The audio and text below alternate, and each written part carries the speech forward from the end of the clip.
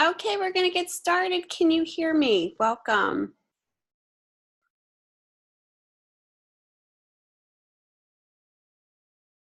Can you hear me? Just give me a heads up if you can hear me. That way, maybe you did type something. Oh, here you go.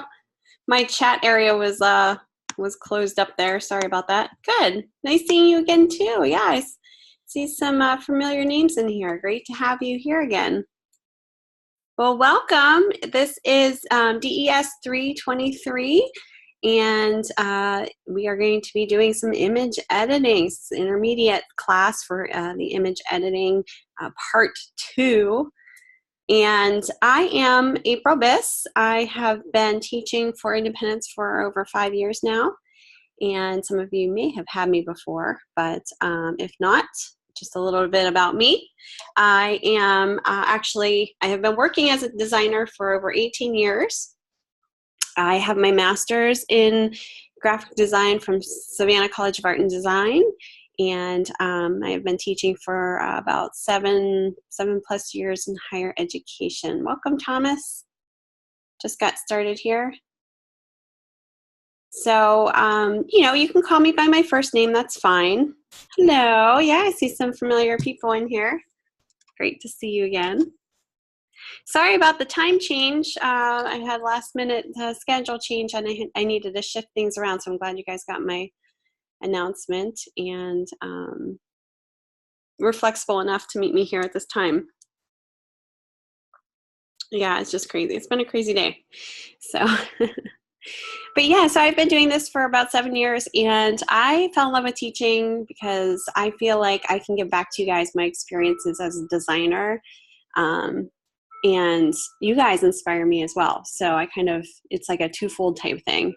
I still do practice, design. I just finished up a book cover for an author, and I'm constantly kind of trying to drum up some business here as well, just so I keep on practicing as I'm also teaching. So yeah, so it's great to see you guys again. We're going to go over a few things as we go into the class, actually the assignments that are going to be demoing here. But let's take a look into the class itself, and just kind of want to review some things that you should be aware of. The live sessions area, I know my schedule is kind of crazy, and I apologize for the shift every week. It's just, something that just I have to kind of deal with at this point. So for this class, Monday and Tuesday, we normally will meet Mountain Time at 10:30, and then next week it shifts from Wednesday and Thursday, and then we go back to Monday and Tuesday, and then so on and so forth. So it's kind of a little of an odd schedule, but it's something that I needed to do regarding my other schedule. So hopefully it's not as confusing. It's the same time every time, it's just a different day. So just kind of be aware of that. All right, if you need to contact me, all you need to do is, if you want to find my information, it is in the instructor contact information. This is where you can find my email address and my phone number. Just a little bit about me if you want to read up on who I am. And also, don't forget, the syllabus is always something great to take a look at. This is actually on the left-hand side here. What's nice about the syllabus is it will give you kind of like a breakdown of what we're going to be going over each week. Oops, sorry. Course information, what's kind of involved here. I thought it broke it down into like time frames here, unless I'm looking at the different syllabus. Give me 1 second here. Nope, it just shows a listing of stuff here. Course information, just kind of about this actual course itself. And I think, yeah, this is where it actually breaks it down into weeks. I like this because you can see kind of what we're going to be getting into for each week here. So definitely check that out.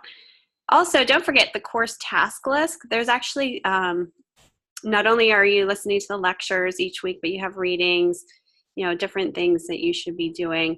Let's see here, let's go into modules here. You guys should be also checking out the supportive material in this class, which is under course media. And each week when you go into this forum, each week you're required to read certain articles, watch certain movies. So, each week, jump in here, see what you need to do. This could definitely help you, going forward with your assignments and everything that you're kind of learning in this class. Very great supportive material. So in this week, we're actually looking at creating timeline animation article here, masking out, how to mask out images, creating cinemagraphs in Photoshop, which is what we're going to be doing today, kind of doing a little demo on that. And then, it goes on into week 2. And there's a lynda.com playlist as well for, there's a ton of videos in there. You don't necessarily have to watch all of them because it is a lot, but you can kind of pick and choose. It's definitely beneficial for sure, but it goes all the way down to week 4. So don't forget, if you're having issues too, say you need clarification, this is where you can find some great supportive material. All right, and then, everything else is pretty much the same in here. All of your other internal resources, I should say, for, supportive help, the library, Student Success Center, readings and videos, your Shark academic resources. Don't forget your daily checkpoints every day. Those are great too, just to learn something else supportive into, that is unified with the class, and then also it's like a supportive, reference too. So you guys can definitely check that out. Okay, so week 1 here, let's take a look at what we're going to be doing this week. The objectives are basically what you're going to be walking away from every week. So you guys are going to be identifying the functions of the 4 advanced color management modes, so RGB, CMYK, Lab Color, and Duotone in Photoshop. I'm sure you guys have heard of those. Identify which masking technique would be appropriate for separating a given subject from its background. Create original custom shape to utilize for an advanced imaging technique. Implement correct usage of Photoshop's layers and clipping masks. Compare Photoshop's video editing features and identify the appropriate usage of each. All right, so that's kind of what we're going to be walking away from this week, hopefully once we're all finished and done. That's the objectives. And don't forget to introduce yourself. This is another part that sometimes students forget. Oh, sorry, I got to silence my phone here. You might all know each other. I might know you, but other people may not, and this is a great way to also network. So definitely go ahead and read through this and answer kind of what it is being prompted here, and feel free to introduce yourself, share an amazing Photoshop image, either one you created or you found online. It's stating. But if you find one online, be sure to cite the source. Okay, so this is kind of a nice way to get things going. Creative juices flowing. So we're like, yeah, that's pretty cool. I want to try that. I also have my intro here. I see some people are already on there, which is great. So don't forget the intro. And then as you go forward into the discussions, we'll kind of get into that. All right, so any questions so far? Pretty simple, pretty straightforward.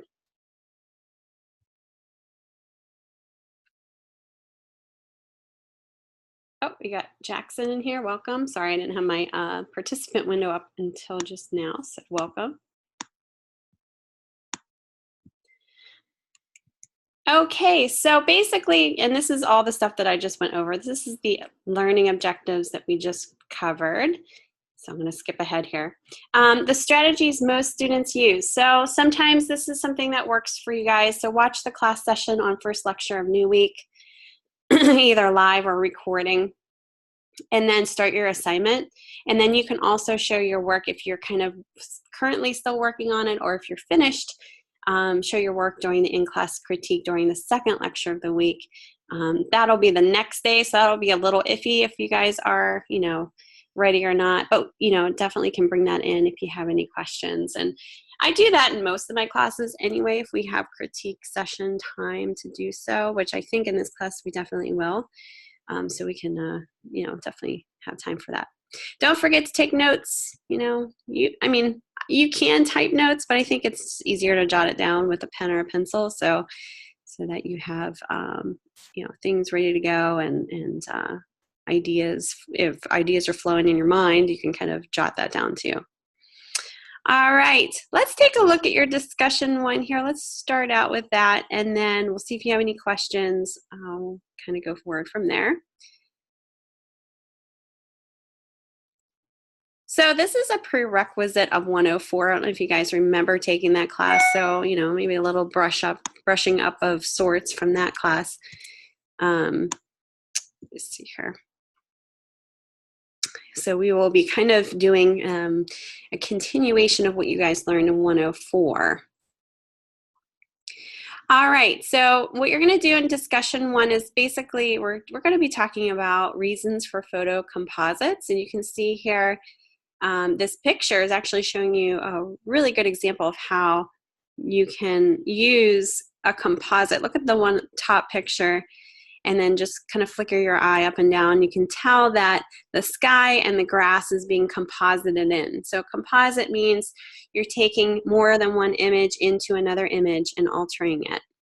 So in Photoshop, that's what you do. You know, that's the place to do it, right? And you have different selection tools shown in here. I'm not going to read through this word for word, this whole thing, but I want you to read through that. But the selection tools that you guys have to choose from are for instance, the polygonal lasso tool. And it's an easy to use tool that's perfect for cutting out objects that only have straight edges. Quick mask, I'm sure you guys have all played around with these too. It's a tool that allows designers to paint a selection. This tool is ideal for organically shaped objects or objects that have fuzzy edges. The pen tool, which you know is very similar to the other programs, Illustrator, a tool that is ideal for selecting objects that have smooth curves and straight lines. Color range selector allows designers to cut out subjects that are solid color backgrounds. And the channel pull, which is a process rather than a tool, the technique allows designers to cut out images by making a selection in the color channels, ideal for objects that are significantly lighter or darker than their background. So after you made the selection, you can apply the layer mask, so finishing the composite. And it talks about adjustment layers and blending modes that kind of all play a part in the whole photo composite process to kind of make it look more, it almost makes it doesn't stand out. It makes it look more unified and almost like it was supposed to be in there in that picture. So it's more believable, I guess that's what I'm trying to say, more realistic. So you can use a number of different processes too. You don't have to do one, or you know, there are definitely some tools better to use for certain instances, and we just talked about that. But you know, everything kind of all builds on itself when you're working in there as far as the layers are concerned. So the prompt for this discussion is, when you are employed in the graphic arts industry, what might be a job you would be hired to do that would involve photo compositing? Yeah, really think about that. Imagine a scenario where photo compositing would be required. Where does someone draw the line in advertising a false representation of a product or scene? So starting to get some ideas here. There you go, magazine cover, good. Composite all the time on a magazine cover. When would it be appropriate to add something into a photograph that doesn't exist or remove something that does? Okay, so this could actually be getting into, you know, more of the debate of photoshopping and, you know, kind of adding stuff in there that might not be, you know, as far as maybe a person. Maybe you're taking out flaws and you're making them look, you know, I guess more aesthetically pleasing. Yeah, there you go, family photo. Yeah, so think about that stuff. When would it be appropriate to add something into a photograph? Yeah, it could be a family photo when somebody is not there. So think about the different, you know, jobs that you might be doing. I mean, there's so many things job related to think about. I've done a ton of photo compositing as a designer for ad agencies, publication companies, and even as a freelance designer. I've done it even for, you know, just a fun thing to do with family. So, you know, it's fun to think about all the things that we can do with it and what professionals actually use it for, and what, you know, what jobs are out there in regards to that. So think about that. You know, you'll definitely be, you know, in your own words, kind of state what you believe, you know, these scenarios are and what they would be, and use citations within there. So you can use actual photo composite examples to support your perspective, especially when it comes to crossing the line and false advertising. Think about false advertising, you know, the ethical part of that. It says you can also find articles from experts that suggest what sorts of composites are demanded in the real world. Okay, so, and then challenge each other, you know, kind of, if you see somebody kind of seeing it one way, you know, try to maybe show it another perspective, you know, kind of suggest different things to them. If they're seeing one thing, poke holes in their theories is what I like to say, kind of question their thoughts. And it might not just be like, oh, well, why do you think this? But, you know, can maybe come up with some ideas of different ways you can look at what they're posting. So different perspectives. And that's kind of where we gain the most from the actual discussions, is when we can see different perspectives of one topic and then bringing that into kind of making that known within each other's discussion posts and your responses. Don't forget you're hitting upon the reply requirements. You know, that's kind of what I'm basing a lot of your grades on too, not just your, you know, what you're looking into, using your own words and critical thinking skills, but also how you're responding to your fellow classmates, and if you're following the requirements here. Any questions in regards to this? This is pretty straightforward, I think.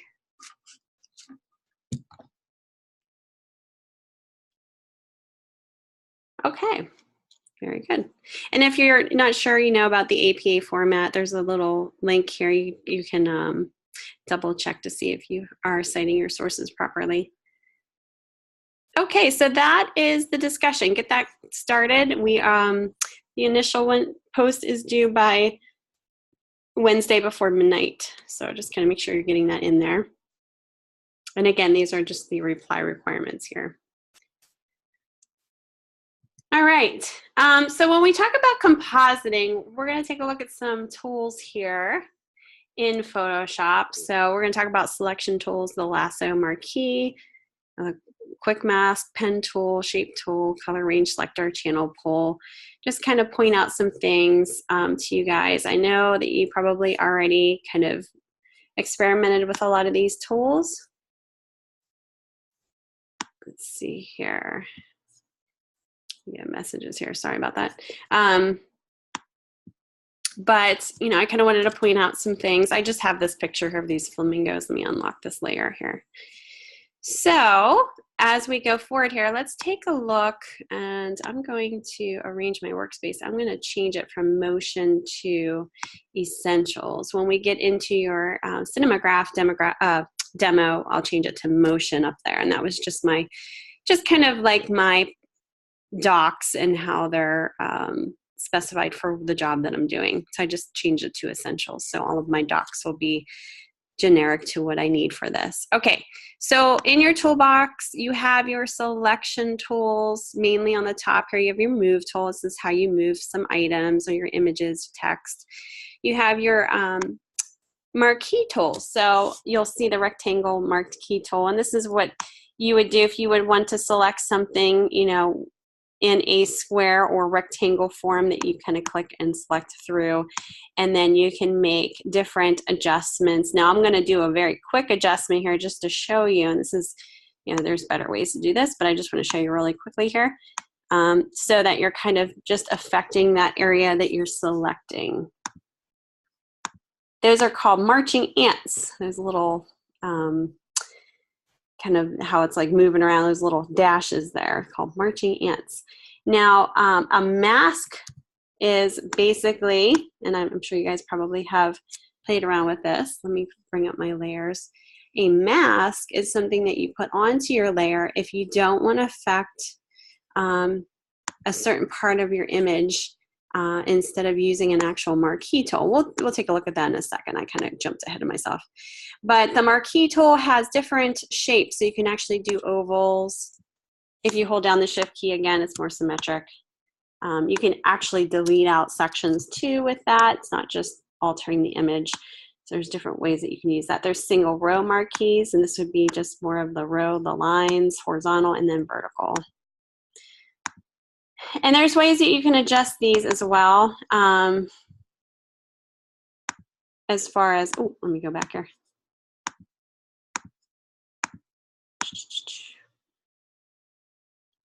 Reset tool presets. I had to click OK here. There's ways that you can adjust the, it's not letting me, hold on a second. It's not even letting me, let me hit tab here. All right. No, it's not letting me do that.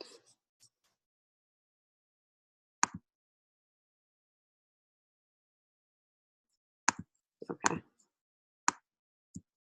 Just curious. No, it's not going to let me do it. Okay. So there's different, you can do fixed ratio, fixed size too, and then you can have a feather on that, so you can change different specs on that. The next selection tool is your lasso tool. So you have your lasso tool, which is more of a free form tool, so you can just draw like a pencil, you know, and then draw your actual shape that you want to change. This is really good for just more organic shapes that, you know, you just want to kind of trace around. The only problem with this is it is kind of hard to control if you really want to be, you know, along a certain, kind of like what I just showed you. It's kind of hard to control.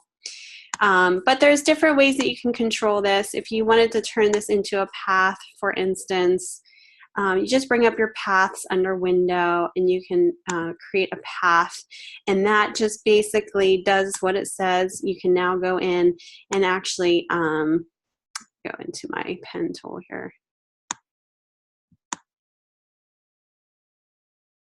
Oops, that's not what I want. Let's zoom in here. This actually makes vector points so you can, oops. Hold on, guys. You can actually alter this. And I'm trying to find, yes. So you can actually go in here and change these. The direct selection tool, just like with the pen tool, will allow you to move these anchor points around specifically. And then you have your, what I was just showing you here, the convert point tool, where you can actually pull the handles and have that, you know, changed as well, depending on the curve and the angle. I think you could still do it with this too. Yeah, this tool. But this is, you know, where you can get it really specific to that area. It's almost like you're working with the pen tool, only you kind of trace it out with the marquee tool. And then when you're ready, you can hit this little, the marquee load path as selection, and then, you know, go from there. So that's kind of that. The Polygono lasso tool is a nice tool to use on more straight lines, because what it's going to do, it's almost going to act like the pen tool, where it's going to have this nice straight line once you click on it, and then you can kind of click as you go on more of a straight angle area. So this may not be something you would use on a more curved organic shape, but is great to use for more of a straight line. I'll put a vibrance on it so you can kind of select that area and actually put a layer adjustment on it, or change, or even a mask on it. So, you know, kind of something to think about for your selection tools. Magnetic lasso tool is just, you know, it's like a magnet, and once you click onto a specific pixel, it's going to remember that pixel information, and I don't even have to click. I'm just dragging my selection. I'm not even clicking or anything around my shape here, and it's kind of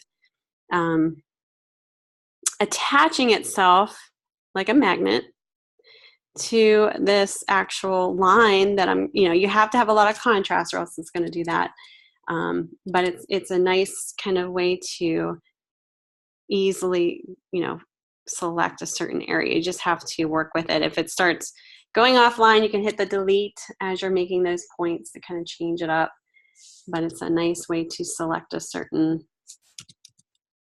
specific round and straight here. I'm kind of screwing it up because I'm going really fast. But it could be nice to be like a time saver if you have enough contrast on your edges of your image. So there we go. And then we have to end that path to select it. If you were to want to grab that information down here, see how I kind of messed up down here? Just have to do a little shift of the Edit Quick Mask mode, which is down here below your fill and your stroke. And you click on that, and all you need to do is take your paintbrush, make sure your your opacity is up here. And, go ahead and paint over that so that you're kind of erasing that red, because the red is what we selected. If you flip these colors around so the black is forward and the white is backwards, we can actually paint red and deselect certain stuff. So we can actually go the opposite way. And then hit the Edit Mask mode again, and that's when we can see our selection originally. And now we can maybe go up to adjustments. And this is not the way that you would want to do it, though, because this is called a destructive way to adjust something. What you would want to do, the proper way to do this, is actually go up to Layer, New Adjustment Layer, and then choose, you know, your options here. And what that does, and you'll notice, see the layer there, it says Layer 0. When I select this and click OK, you'll notice it's almost like another mask, but it's not really a mask, it's an adjustment layer, is added to this layer. So I'll show you here in a second. I'm going to do color balance and click OK. And it's almost like a mask, but it's an adjustment layer, and it's added above this layer, so it's not taking away from the actual original image. It's not taking away from that. It's not taking those pixels and changing them forever. We can go back and edit the actual adjustment layer without really doing any damage to the original image. So I'll show you in a second here. So if I were to want to change, say, this color of this flamingo, let's go maybe more magenta. I could do that. And then if I wanted to ever alter this or just even delete it, I could just delete this top part. Now I don't even have to go back. Like, I can go and double click on it. Oops, sorry. Double click on it and change it up again without taking away from the original image. So those are the layer adjustments that you'll want to do, and you can delete this too if you want to get rid of it. That's kind of the way to go. You can always do image adjustments. That's just like a quick way of doing things. But you know, once you do that and you save it and you come back, you're not going to be able to change it back to the original. So that's the con of doing it in that way. Okay, so those are the magnetic lasso tools you probably know about, but just quickly go over here. Quick selection tool is, you know, basically that you're just kind of clicking over certain areas, and you have, excuse me, these presets up here that you can adjust the size of your brush, you know, sample all layers. That's basically, if you have more than one layer in here, you can sample from that. The brushes up here are showing you the new selection that you're making. I have add to selection and then subtract to selection. So you're kind of adding to a selection here. If you hold the shift key down and you click, it's going to follow that same pixel information a little bit closer. So you're holding that shift key down, and now you can select all of that area as you click. And then you can kind of play around with the different options in here, again, like we were doing before. So you can play around with that. This is hue and saturation. Different things that you can do. Pretty cool.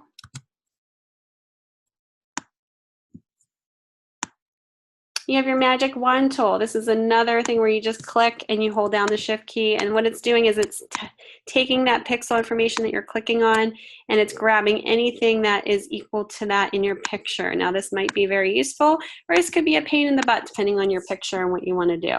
So, but that is definitely another option for your selection tools. All right, everything else I think that we talked about. Let's see if I pen tool. I didn't talk about that. So pen tool is pretty much what it is. It's kind of what you use in Illustrator. Same purpose, same usage here. Oops. Excuse me. So you can select your object here with the pen tool as well. Make a selection. Close. It's a little, I know, if you know the pen tool really well, and this is something that you like to do, this might be an option to get really specifically around certain areas. Pen tool can be tricky though. A lot of people need a lot of practice with it, but it doesn't mean that you have to be super on point right away. We can always go back with the direct selection tool to hold the shift key down for straight lines. I know I'm doing this really fast, and it's because I've had a lot of experience using the pen tool. If you, just a little tip here, if you hold down the space bar, you'll be able to pull and drag and navigate around your workspace if you're zoomed into your actual artboard. It's a nice way to kind of not having to stop and, you know, zoom in, zoom out, and then move around. Okay, zooming in will allow you to get into the nitty-gritty of this, so you can actually play around with your vector points and get this, you know, where it needs to be. Okay, and then when you're ready and you want this to be a selection, remember how I showed you before, you go up to Window, open your Paths palette, and then what you're going to do is just click on this Load Path as Selection, and now you can make your layer adjustment to that. So that's the pen tool. Don't forget, with the pen tool, you want to make sure that you're using the direct selection tool to edit your vector points. Pretty straightforward for the most part. Any questions so far? You also have your custom shape tools down here. Sorry, I just had to take a drink here. My throat is very dry. Okay, custom shape tools again. This is kind of very similar to, you know, what you would do in Illustrator. Once you create that shape, your property box will come up here. Whoops, didn't mean to do that. And you can kind of, you know, change the shape in the way that you want it to, or you can always take the indirect selection tool and change it too. You can even make it, you know, let's say you wanted to do a part of this as a selection. Again, all you have to do is open up your Paths palette, and let me see here. There we go. And let's see. Oh, you know what? I think I overdid this here. Hold on. All right, so this is a path, and now I thought I could edit this, but it's not letting me edit. Let's do a new path. Oops. Let me trash this here. I think it's because I had my fill. There we go. Now I can actually make a selection here. Oops. All kinds of stuff going on here. Hold on. I usually don't use this for, you know, selecting, but you can use this for selections too. You just would have to have like let me get out of here. You would have to have a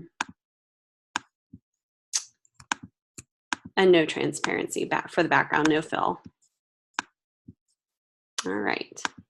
But they have different shapes in there that you can do. You could do line tool, custom shape tool. You know, you can actually customize the shape. There's different symbols that you can do, stuff like that.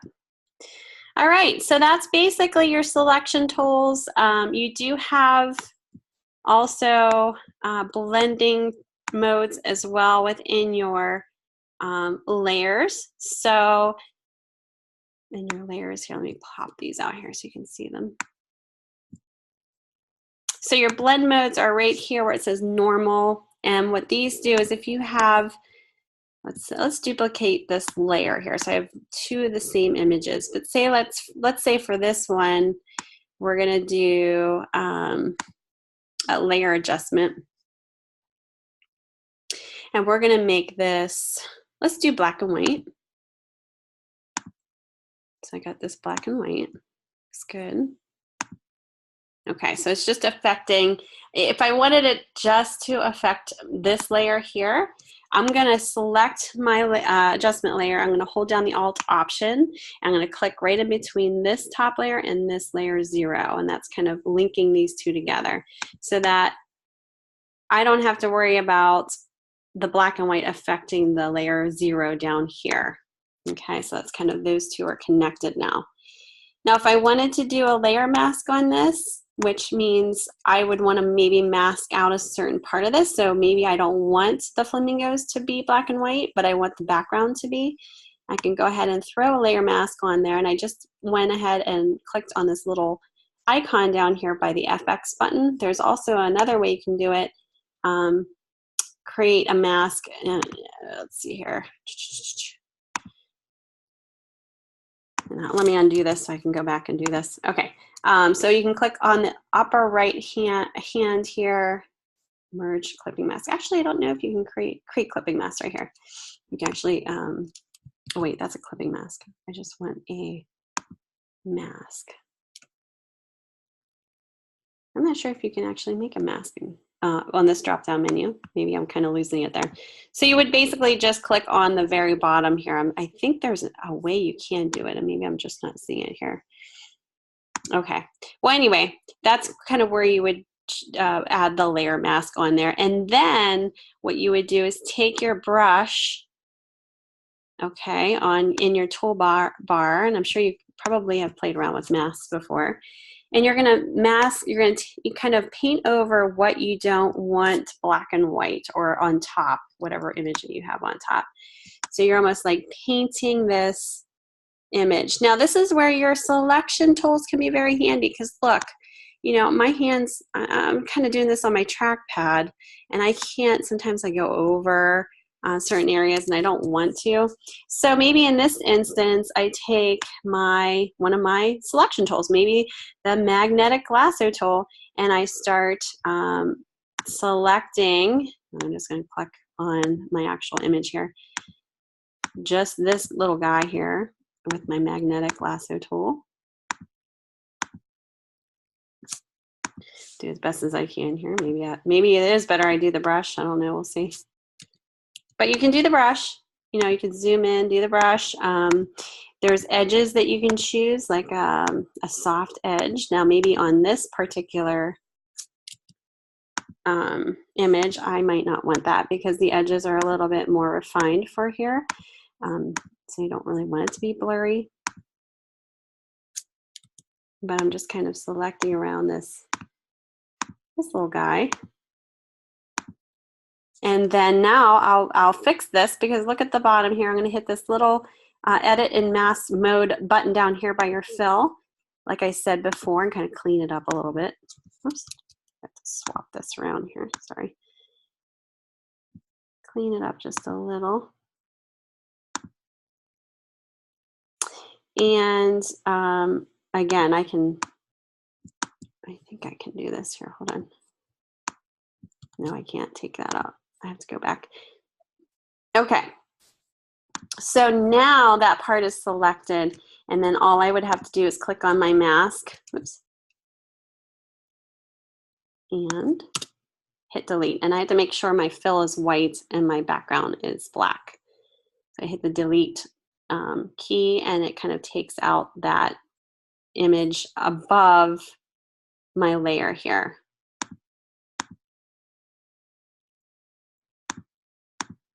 Okay. I kind of messed up. I went over a little bit on that, but that's another way you can use masks to kind of pull out, you know, a color. Maybe you just wanted the background to be more neutral and you wanted a pop of color, and that's another new way, or another way to do it. Now you have blending modes too. These blending modes you can add to your layer. And let me show you what this would look like here.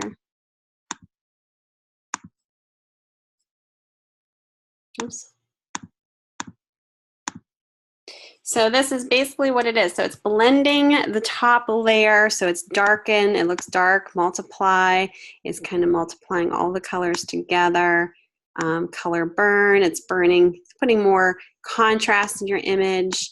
But these are the different blends that you can apply based on what your composite looks like to make it look like it's blending in more. Now mine is obviously a little different here because I have a mask on mine, so it's hard to see stuff going on here. But you can kind of see how that's changing whenever I switch that. So we'll talk about that more in detail when we go into the projects going forward and different blends that you can try. But I wanted to show you some selection tools and talk about masking and how to use the layer masks. Any questions so far? Have you guys, are you guys used to doing this type of work? Yes. No? Maybe so.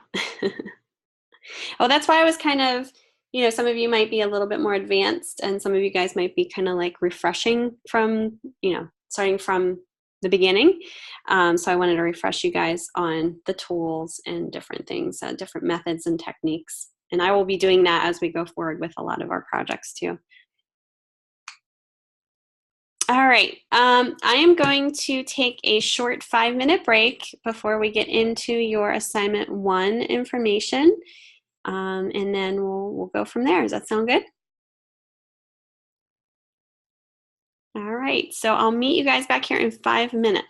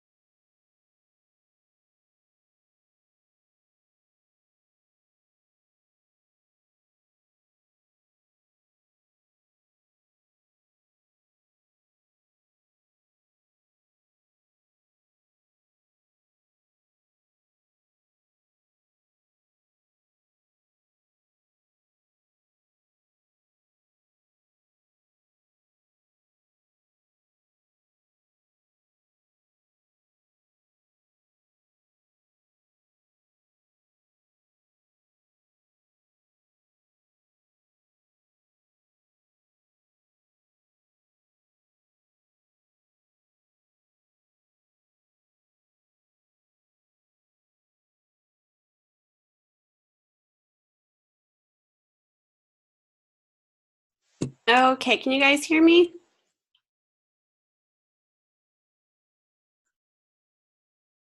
It's like our 5 minutes is up. All right, let's go forward here. So we already talked about masking. There's different edges that you can choose, feather density around the edge. The feather kind of gives you a nice soft edge. So if you're doing something that didn't require a lot of detail, you can use the feathers. You know, that's good for like, you know, if there was a dog in the picture, something that had a lot of detail that's you can't get around with a selection feathers. The feather option would be definitely something that you'd want to do. So just different mask properties are shown in the window. So tools that can be used inside a layer mask. There's smudge, a brush tool, start large, then go small, blur, adjustments such as contrast. You can toggle the foreground and background colors with the letter X. That's the shortcut key. And I will be showing you this most likely tomorrow. So we're going to kind of, you know, show you some tools that can be used inside a layer mask. Different ways to see inside a layer mask. Option Alt is a shortcut key to invert a layer mask. Command or Control, that would be, you know, you saw that red selection that I made. You can convert that to not see the red selection by choosing the Command or Control I option. And to invert a selection is Shift Option I or Shift Control I. And then to deselect a selection, Command or Control D. We're going to go over all of that tomorrow. These are 2 hours. 2-hour live lectures, Jackson? Yep, no problem. And, you know, I guess that's the good thing about being an online student is, you know, if you can't be in here the whole 2 hours, you can listen to what you missed in the actual recording. Okay, I'm going to actually go through all of this tomorrow, so don't think I'm just kind of skipping through this. And this is all the stuff that we can get into more tomorrow for our demos. But the types of objects that one masks can be organic, irregular shapes, smooth curves, straight lines only, objects on solid color backgrounds, objects on light or dark backgrounds, perfectly circular or perfectly square, rectangular, that you can actually mask out. And then clipping masks, how to make them. I'll show you how to do that, how to put a mask on a clip layer, what would be clipped to a layer, textures, photos, adjustment layers, not filters. We'll do like a little demo there. We'll talk about what happens if you paint a mask. You'll see kind of a gray or semi-transparent instead of pure black. Refine edge dialog box, fixing the mask around hairs and other details. There's a refining edge feature that you can get that so it's not so messy. Vector masks, again, I just showed you how to create that with the pen tool, custom shape tools, or making an original custom shape. You can paste a photo inside a layer mask. Photo will become black and white. Black actually is a sign that it is transparent, and it's a great way to create texture, and we'll show you how to do that as well. All right, so I'm just gonna jump into your assignment 1. So we'll kind of hold all that other stuff for tomorrow, and we'll get right into your assignment 1 so you guys can get started with this.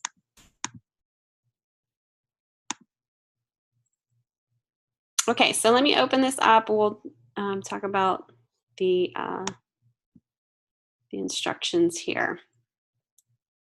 So basically what we're going to be doing is we're going to be creating a cinematograph. Have you guys ever created that before? Do you know what they are? I'm sure you know if you saw one. Okay. If you saw one, you would know. There's actually an example here of the horse. I don't know if you can see the horse's hair is just flowing. And everything else stands still. So it's taking frames from a video, and what you're doing is you're masking out everything around it. So you're just kind of allowing one section to move while keeping all the other image around it kind of still.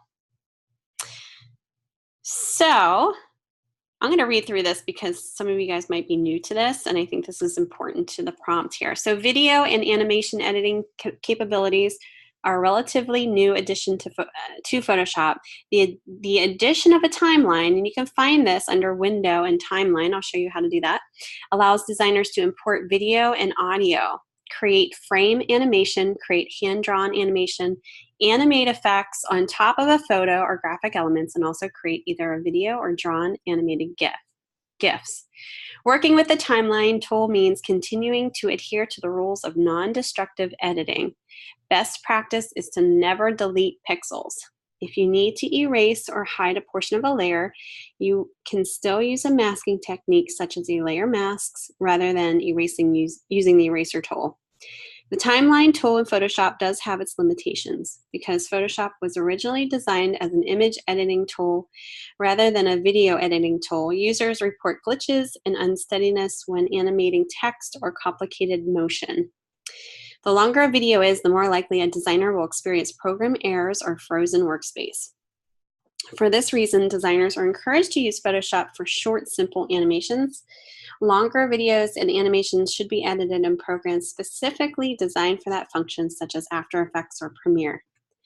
Once an animation or video is finished, users have a number of options when saving their file.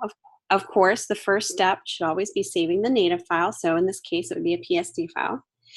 Videos or animations meant to be used as animated GIFs can be exported via File Export Save for Web, selecting the various GIF options. An animated GIF meant for the web should be no larger than 1 megabyte and with an ideal size of 500 kilobyte or fewer. Photoshop has a number of video file export options available in File Export Render Video. This assignment will allow us to practice importing a video, converting the video to a frame animation, masking the individual frames, and then using the frames to create a special type of animated GIF called a cinematograph, which looks like a photo with movement inside one part of the photo. This type of imagery is very popular on websites and blogs. Okay, so for this prompt, for this assignment, create a 20-frame cinematograph using one of the video clips provided. The resulting image should appear to be a still photograph with one of the photographs moving in a seamless loop. Here is an example of a cinematograph. So you see this horse here. Everything stays the same except for the hair on the horse. That's the only thing that you see moving. All right, so you have options. You have all these 4 options here, and they're all of these dogs, some single, some together. So download all of those. That way you can kind of take a look at it, decide which one you want to go with, and use one of those for your project. You're going to import one of the videos above into Photoshop, or you may use one of your own with pre-approval from me. You're going to trim the video to 20 frames. You're going to isolate the mask and final frame in order to reveal movement in a small portion of the video. You're going to loop the animation. That means it's going to be a continuous loop. There shouldn't be any stopping. Export as a GIF, adjusting the settings in the file. So export drop-down menu to optimize your GIF to less than 800 kilobytes. And then you're going to save your file as such, Photoshop 323, assignment 1, first and last name. And that's a PSD file. The submission instructions, you're going to save it out as a GIF, and it should be as such, named as such. Submit your looped animated GIF for grading, and then also save your PSD file for future editing. Do not submit it. So don't submit your PSD file. It's going to be pretty large, so that's kind of like a forewarning there. Any questions so far? Have any of you ever did anything like this before?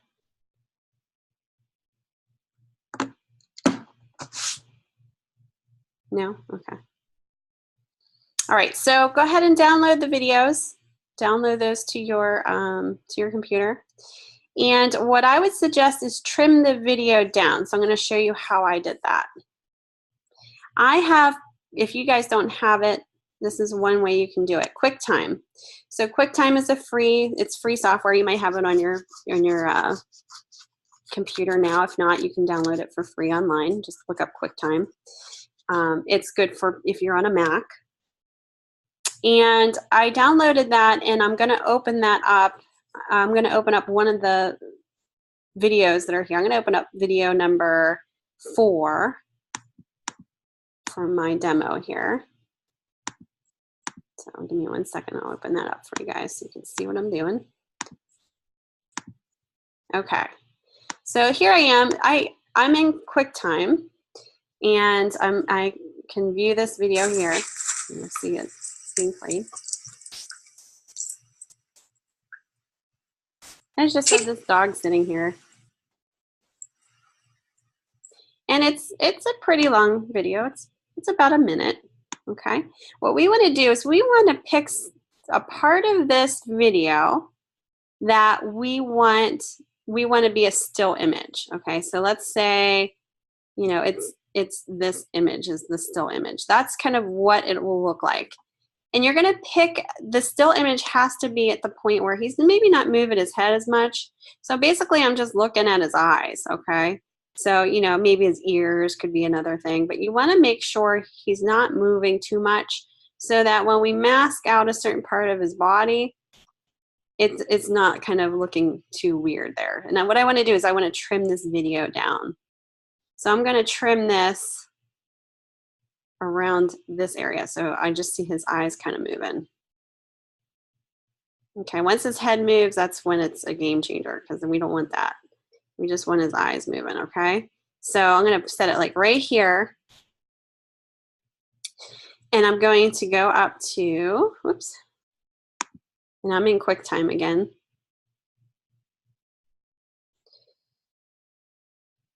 Clip, clip, clip. Go up to edit and trim. I know you can't see my menu bar, but it's called edit trim. And then once I do that in QuickTime, I could trim this to that point, okay? So I'm gonna pull this in, I'm gonna trim it, and I can actually see him moving here. Like right there is where I wanna trim it. Where its head's not really moving that much. So I'm gonna hit trim. So this is what I got once I hit trim. So I'm just gonna focus on the eye movement, and that's kind of what I think would work for this particular movie.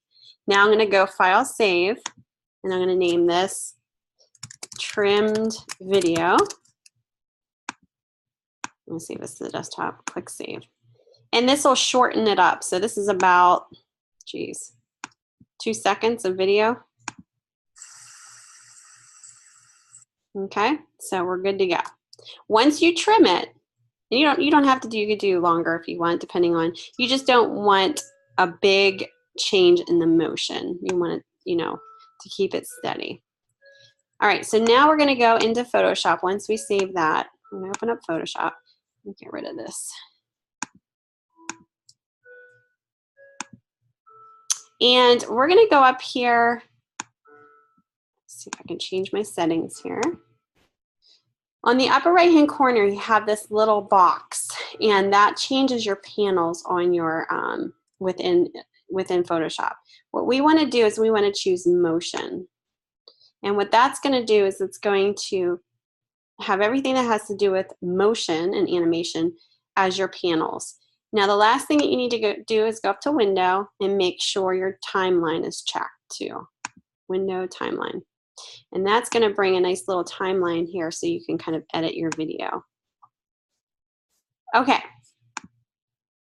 So your goal is to keep most of the photograph still while one or more subjects subtly move. So to do this, you're going to choose subjects whose movements don't cross paths with other moving objects. So simple examples are, like if you think about it, like swaying branch trees, the trees branching, like branches swaying in the wind, changing expression on a face, hair blowing, kind of like you saw on that horse, a dress billowing, you know, a reflection or flickering candles would be something that you would look for. In this particular video, I'm looking at the dog's eyes. Okay, so I want to make sure that his head's not changing too much, like as far as, you know, up and down or around. Okay, I'm going to open up my trimmed video, so I'll go File, Open. Oh, geez, I want to go into Photoshop, do File, Open.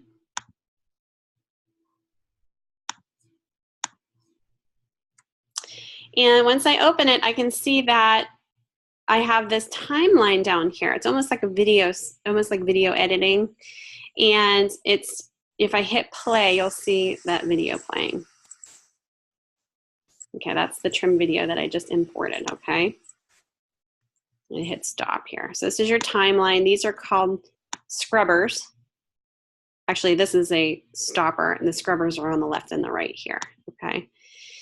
So after I import that in there, what I want to do is I want to duplicate, actually, let's trim this first, and then I'll duplicate it. Okay, so if I need to do any more trimming, this is when I should do it now. So let's say right about,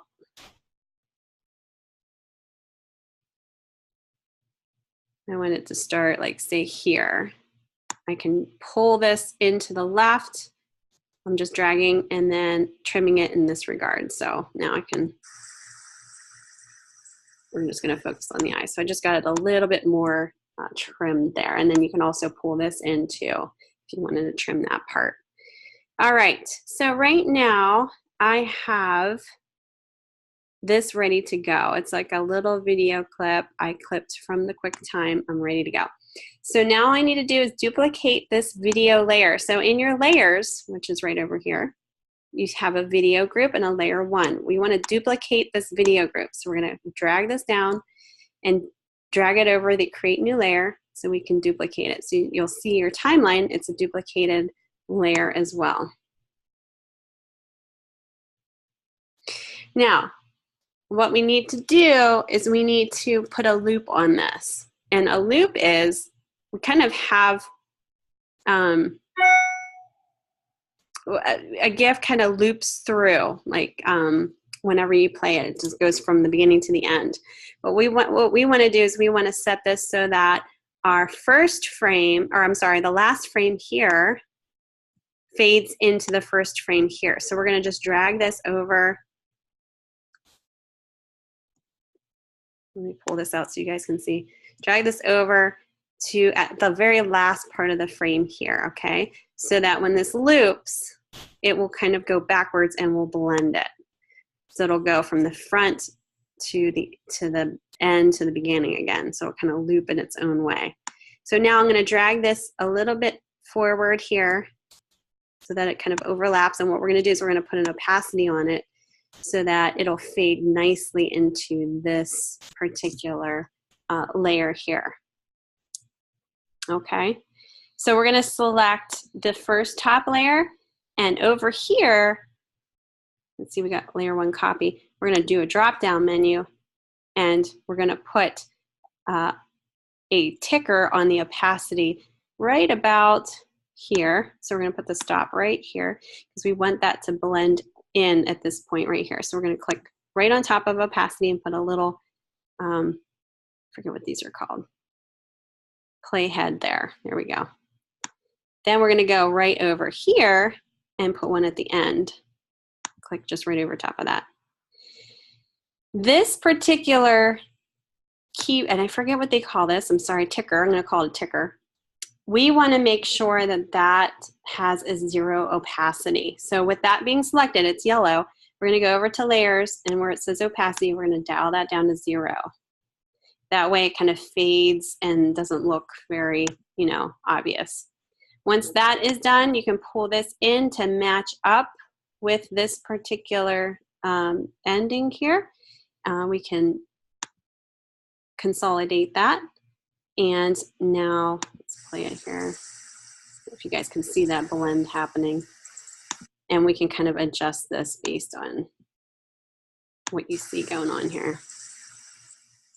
The blend is a little noticeable at this point. You can kind of see the face changing over here. Okay. Let me try to move this maybe a little bit over here. There we go. Okay.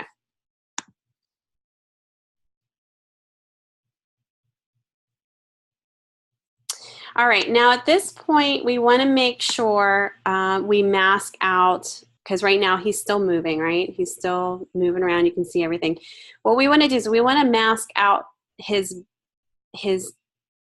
body, well, actually his eyes. So what we're going to do is we're going to create a mask so that he stands still, like this is an actual frame that stands still at this point right here.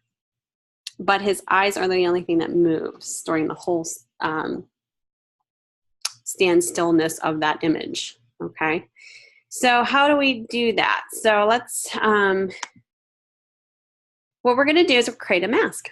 So we're gonna do a mask, but we need to do a screenshot first of that first video layer, the top layer 1 video. Okay, so what we need to do is we need to create a screenshot. So Command Option Shift E, write that down.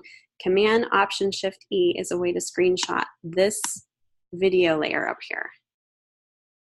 We want to select that video layer. Actually, let me see. Do we do, I think we do the actual layer 1. So I might be wrong here. I might have to do the actual folder. Let's see what happens. So Command Option Shift E.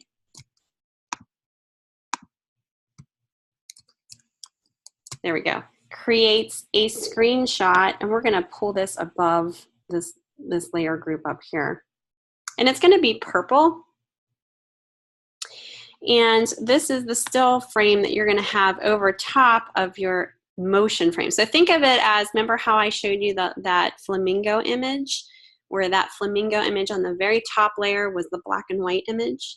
So this purple layer is acting like that black and white image, where we're kind of masking out everything that you want to move underneath this layer is under here. This is video, and this is a screenshot. So this will stand still, these will move. Okay, so we need to mask this out. Whatever we want to move underneath here, we need to mask out. We can pull this in to where this is flush with those, okay? Once we create the screenshot, we need to create a mask. All right. So we're just going to put a mask on there like we did before. Just hit that little mask button. We're going to zoom in on the eyeballs. And we're going to take the brush tool, and this is where you can play around with the presets. So I'm going to choose a brush that has a little bit more of a smoother, or I'm sorry, a feather. And you can change that hardness here if you didn't want, you know, a feather, you can change it there. I think that would work because, you know, he has, you know, his eyes are a little, you know, there's not a ton of detail there. So I think that would work perfect. Now, if you wanted to kind of go see your mask being done, because right now you can't see the mask. If I were to paint over his eyes, you can't see the mask being done right now as far as like where you're selecting. All you have to do is right below your delete key on the upper right hand corner of your keyboard is the little like slash tool. Here, hold on one second. Oh, it's not working.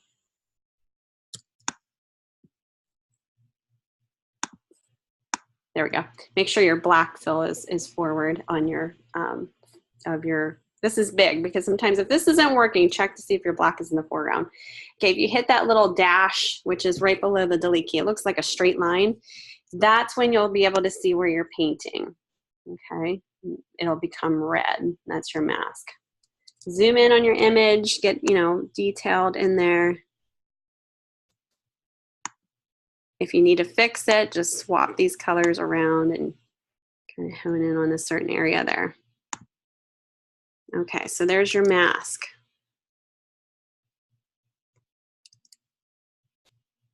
And you hit that same key and it disappears. All right, so that's the mask. You're masking out what you want to show from underneath that screenshot that we took, okay? So let's go ahead and hit either the space bar or the play button, and we'll see what it looks like. His eyes are all going weird. Now I can fix that, you know, if I wanted to kind of get more specific with my, you know, maybe right here is where I need to fix my mask. I can go ahead and take my masking tool here. Let me see if I can edit this a little bit better so it's not as weird.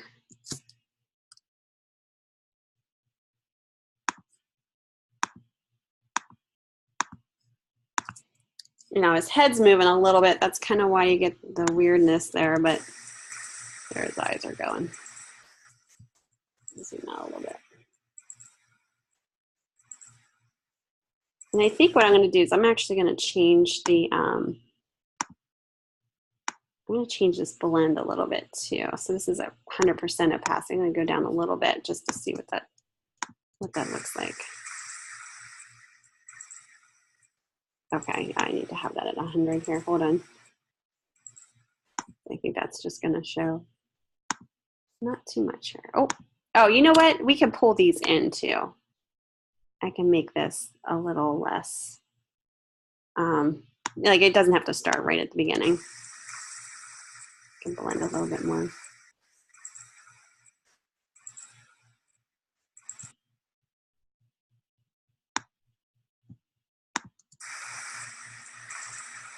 Okay, I'm still seeing, okay, because this is 61%, I'm still seeing the top. So let me go back and show you again.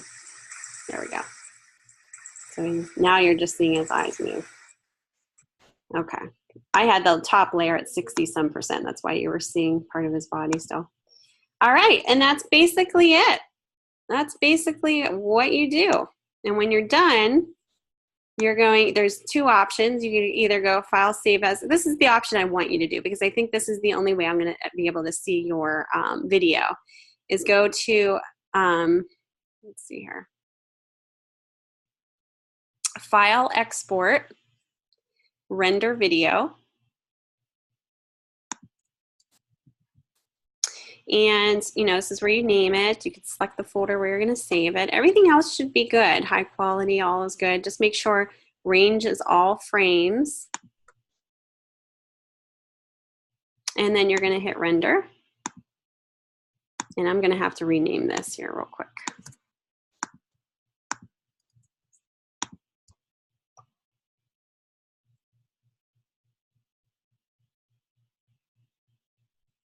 And what it's doing is it's going to create an MP4.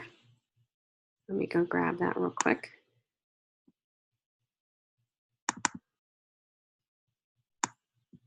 So when you upload that, I will be able to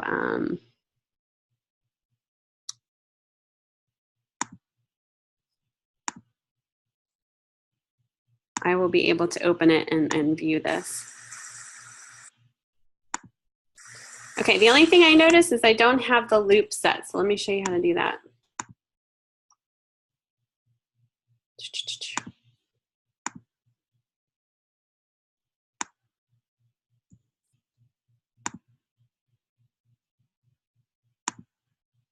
Okay, this is at 50%. Okay, that's loop playback. Loop playback. Okay, that's set. Okay. If you actually, this is what you would do if you wanted to see it in your browser. So go File, Export, Save for Web Legacy. And I'll show you how to test this out in your browser. Okay, so you want to choose GIF option up here. Everything else should be fine. Down here where it says looping options, we want to say forever. And then save. This 3, click save.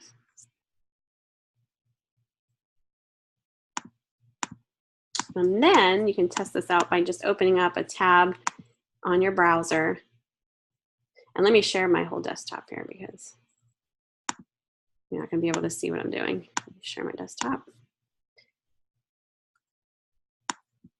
Okay, let me hide this real quick.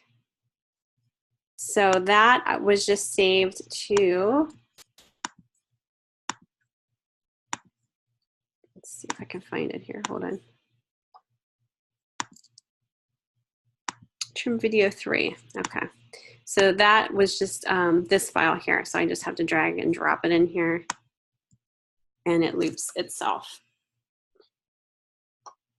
So you just drag and drop it into your web browser, and if it's saved correctly, it should kind of loop all by itself. Now it's kind of weird. His eyes are kind of weird. I probably fixed that, but for the most part, that's pretty much how you would do a cinematograph. The key to it is just kind of focusing on one area of your video, trimming that down to a focused point in the video where nothing, a lot is changing. You guys are given videos that are real long, so you need to trim that down before you go forward with anything. Any questions so far?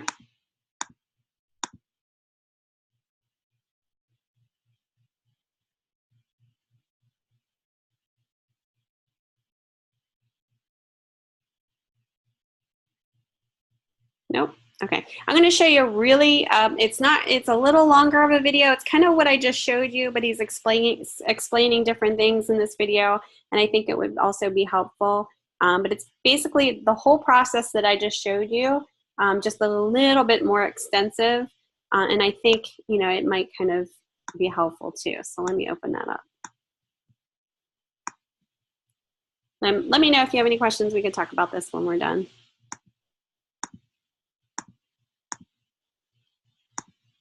Okay, so, if the hose goes too far up, too far down. Oh, sorry guys. Let me start this here. Okay. And here's how you're going to shoot this.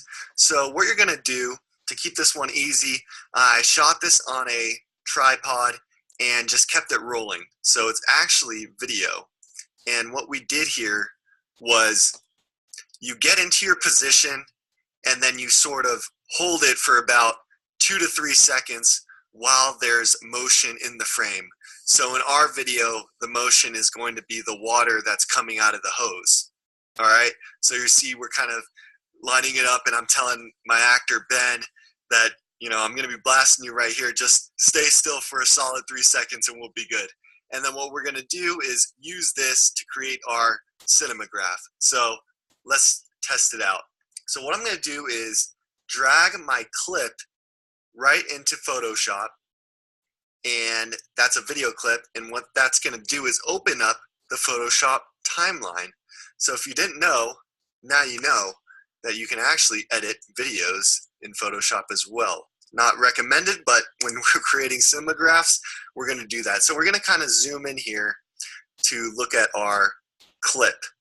And then what we're going to do is select the second or 2 seconds that you want to use. So I'm going to trim it down, and all I have to do is kind of scrub it with my playhead, look at the clip, and then start to trim this down where I want it. So I'll start it there, and then you'll see it just automatically goes to the very beginning. So that's nice and easy. And then I'll go to about here is fine. And I'll tell you what I'm looking at is I'm looking at the hose and trying to find minimal movement. Okay, so if the hose goes too far up, too far down, too far to the left, it's gonna mess up with my cinematograph. But I was pretty still, so this whole clip will basically work. I'll trim it down though to keep it simple for my edit, because what we're going to do is loop it. That's what these cinemagraphs do. They just keep looping. So once you have your clip trimmed down, cut together, next step is you're going to select the video group 1 layer, click and drag it onto this new layer icon, and what that's going to do is duplicate it, okay? And what we want to do is we need to create the loop. So what most people do, or what a lot of people do, is they'll loop clips by taking the first clip, duplicating it, and then adding it on to the end, and then reversing this layer. So it would go in regular motion here, and then reverse, and then at the end it will start over again, and that is called the boomerang effect. Okay, what we want to do is once it ends here, it loops over to the front. So how we do that is we make sure that this frame number 1 is also our very last frame, which is going to be right here. Okay, so stick with me, guys. We need this first frame to be the last, which is where it is right now. So what we're going to do is drag this out, and then we're going to fade this clip into our duplicated clip. So then we could trim this all the way down to the end of our sequence. Take this top clip, click on this little arrow, drop down arrow, and we're going to keyframe the opacity. And then we're going to drag it to the very end, drag our playhead to the very end, and add another keyframe. And then we're going to go into our opacity right here where it says 100% with this keyframe selected, and click it and press 0, enter. Okay, so now what's going to happen is it's going to fade into our first frame, and then it's going to loop over to the very beginning. Now this is a long fade, so what I'm going to do is bring this keyframe over. I can even shorten it a little more. And then what you can do is press the space bar, and you can see this loop in action. Okay, so it looks fine to me. So now once you've created your video loop, now what you want to do, bring your playhead all the way to the very beginning, and you want to freeze this whole frame, and then we'll start to mask out the parts that we want moving. So what we're going to do is we can close these down for now and hold down the Command, Option, Shift, and E. And that's going to create a almost like a screenshot of this frame where the playhead's at. Okay, so you can see as I scrub the playhead, everything is frozen. All right, and then what we can do is also trim down this clip. So let's do that. Trim it down to the edge of the sequence. And cool. Now what we want to do is create holes in this frame so that we can see the video action under it. And how to do that is we're going to create a mask, and we're going to mask out the water. So go over, make sure that your layer 2 is selected, or your still frame layer, and hit this little layer mask button. Okay, so that'll create a layer mask right here. And then we're going to use the brush tool. You can hit B, or you can select the brush tool right there, and make sure black is selected, the color black. And then what we're going to do is paint over the water, or whatever you want moving in the picture. So I'm going to just start painting over, and you can't really see anything right now. So if I hit the little line key, which is right under your delete key next to the bracket button, you can see where you're painting over. It'll paint on red. I'm going to feather out my brush a little bit by bringing down the hardness all the way down to 0. And there we go. So I'm going to start painting in this water like this. Okay, and you can resize your brush by pressing the brackets up and down on your keyboard. So that is also right under the delete button. And I'm going to just kind of paint over these streaks of water. And then also right here as well, as it's dripping down, as it hits Ben in the chest right there. And then also right here as it's dripping down the car. And let's see that one more time. I'll press that little line button right under the delete key to get rid of the red. And we can see the water moving. Everything else is still. That's looking good. I could look around to see what else I want moving. Maybe there's some water drizzling down here, so I'll paint that in too. Show you what I'm painting in. Scroll down. And cool. That looks good. So now what should happen is, bring this over here. Let me zoom out so we can see everything. I'm going to press Z on the keyboard and click drag to zoom out. And now press the spacebar on the keyboard to watch my cinemagraph looping in and out. And that's basically it, guys. Real simple, straight to the point. You've just created your cinemagraph. Now what you want to do is probably export it, and depending on where you're going to post it, Facebook, Instagram, YouTube, that'll depend on your export. So let's just go to File, Export, and you can go to Save for Web. That would be if you're going to upload it to Facebook. Okay, so we're going to create a GIF, a GIF.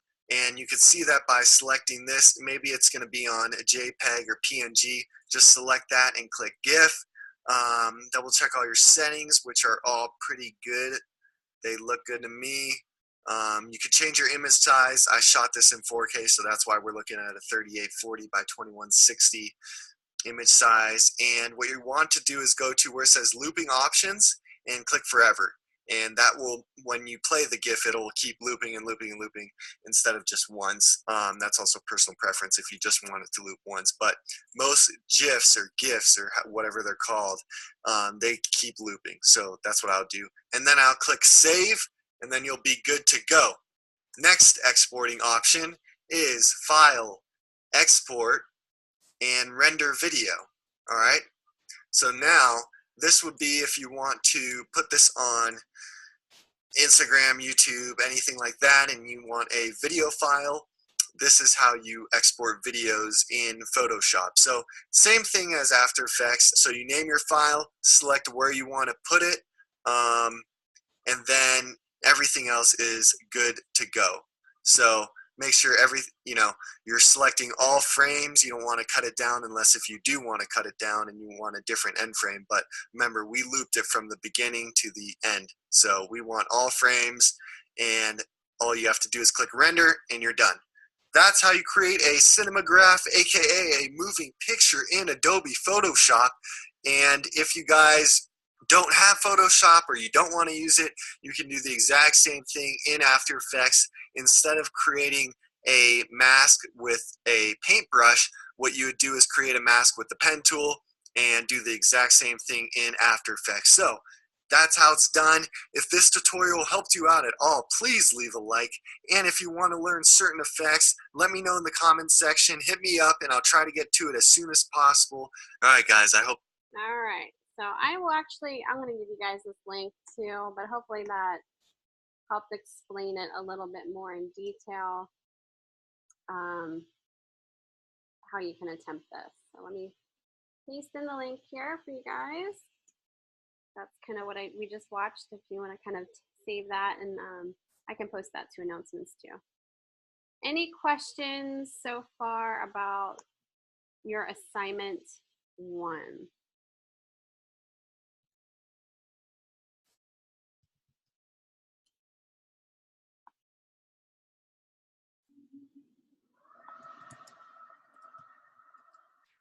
Everybody's quiet.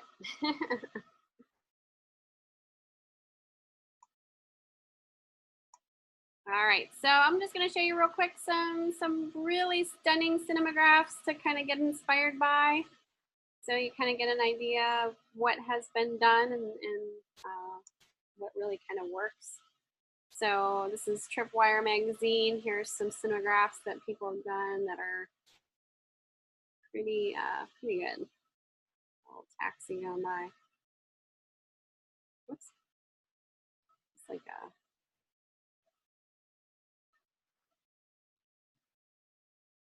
this one with the watch, the sticker.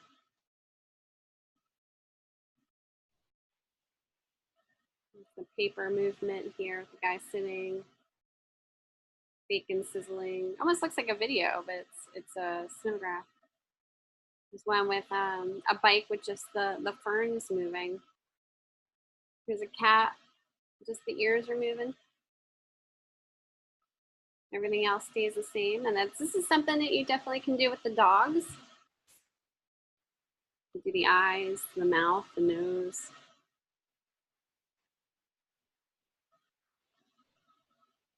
Called the train. Woman's hair and her dress, just that part.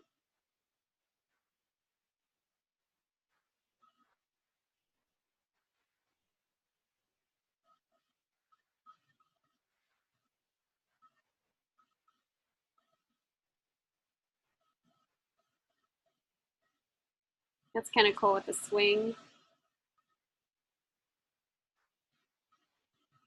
There's like a little food truck or food cart theme, and the umbrellas floating in the wind. Here's a girl with the hair and just the hair flowing.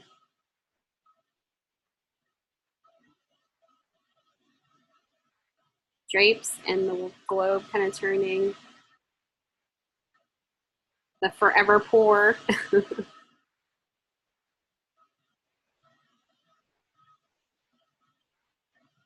You know, if that's something that you want to do and video yourself, you know, just let me know what your plans are if you don't use the videos that are in there. I just need to approve it.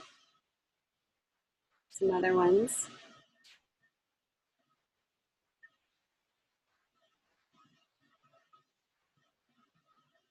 Some dripping water from the tomatoes.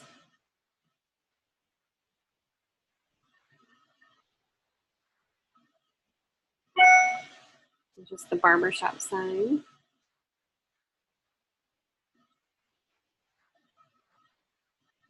Flowing of the dress there, the model.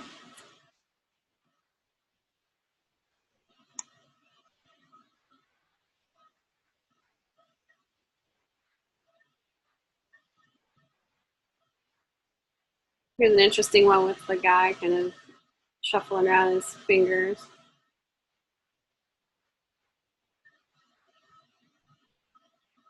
Lipstick application.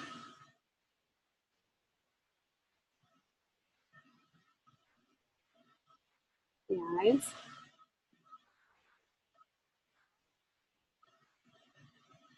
The dress in the wind.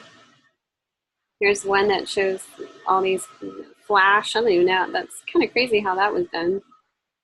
The flash and people clapping.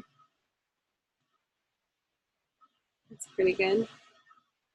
So you can see kind of the key is to find the less movement that you can kind of apply to. Ooh, that's kind of crazy. It's definitely more advanced.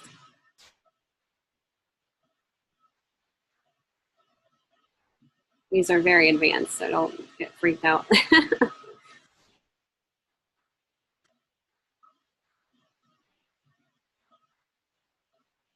It was Fargo. Hair in the wind.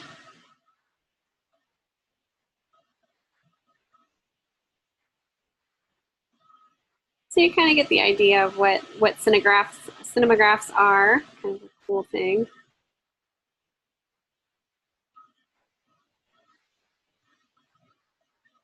Oops.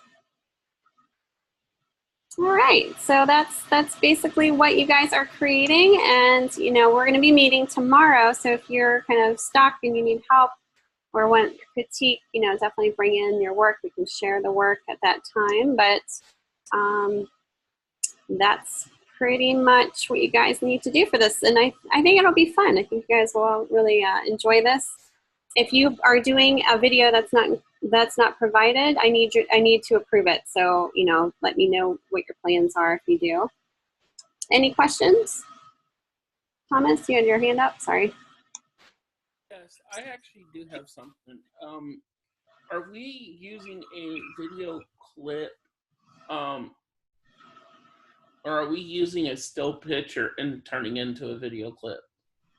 Well, you're going to be doing both, like I showed in the example. You're going to use the videos that were given to you as I showed you, and you're going to create a still frame video.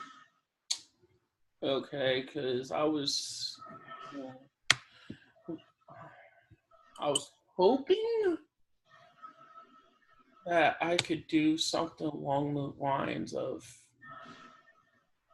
but it might be too advanced, but you know, I try to, you know me, look at last month and what I tried to do. I was hoping that I could probably do something as far as Harry Potter or Transformers or something was concerned. Okay. Well, it has to be simple, and the video has to show some movement, and then you need to make a lot of the image look still but have only one moving part. If that makes sense. Yeah, because it's almost like making what are they called? They're not GIFs, but like those things that you see on Facebook and things, how everybody is just staying still and just that one person's moving. Yeah, those are gifts. Oh, okay. Yeah, well, that's what we're pretty much making in this class. This is cinemagraphs, which are a little different than what you were talking about, like the meme gifts. Right. And that was something that I was thinking about making, is something like that. But it seems like it's totally different than what we're supposed to be doing. So. Yeah, as long as you're using a video and doing the process that I just showed you. So how do you download if I was going to use one of those, because there are some Harry Potter videos that are like that, but if I was going to go down that route, would it still be feasible to do it or no? I mean, it would depend on the video you're using. Okay.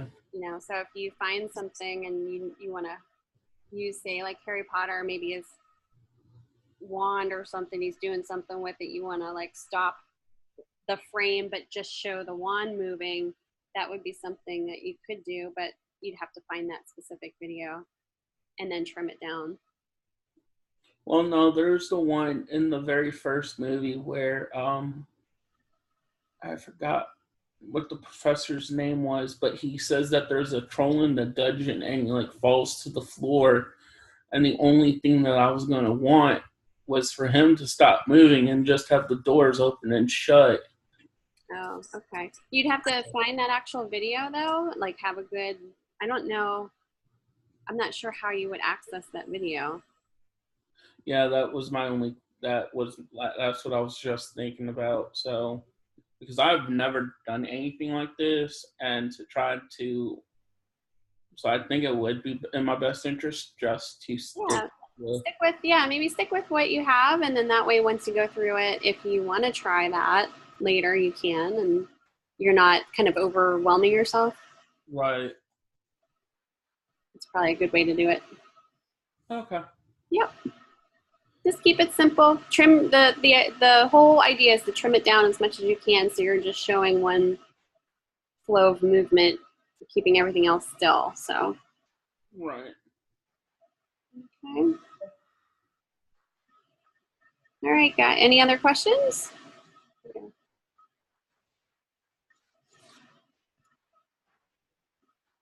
No. Okay.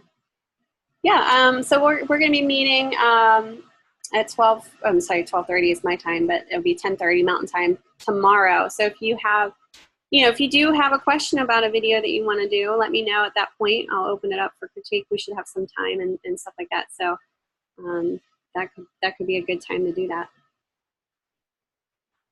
All right, guys, I'm going to wrap it up. I went over a lot of stuff, so we're going to kind of wrap it up here if you guys don't have any other questions. And you guys get started on this.